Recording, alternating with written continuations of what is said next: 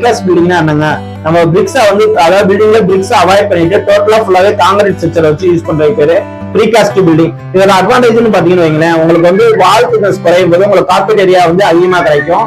அதே நேரத்துல உங்களுக்கு வந்து உள்ள இன்னர் அண்ட் அவுட் வந்து பிளாஸ்டிங் பண்ண தேவையில்லை. டேரக்டா பெயிண்டிங் பட்டி பார்த்துட்டு பெயிண்டிங் பண்ணிடலாம்.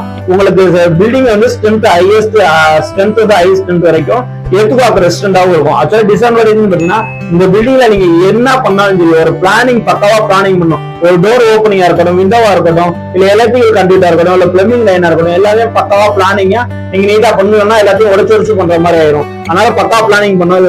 நார்மல் பில்டிங்க்கும் இதுக்கும் உள்ள கன்ஸ்ட்ரக்ஷன் காஸ்ட் பாத்தீங்கன்னா உங்களுக்கு 10 to 15% தாங்க மிச்சமாகும். இந்த பில்டிங் ப்ரீகாஸ்ட் பில்டிங்கை பொறுத்தளவுக்கு நீங்க வந்து ஐ ஸ்ட்ரக்சர் அதுதான் டால் ஸ்ட்ரக்சருக்கும் இல்ல கமர்ஷியல் பில்டிங்க்கு யூஸ் பண்ணலாம். ரெசிடென்சியல் பில்டிங்க்கு இதை அவாய்ட் பண்றது நல்லது.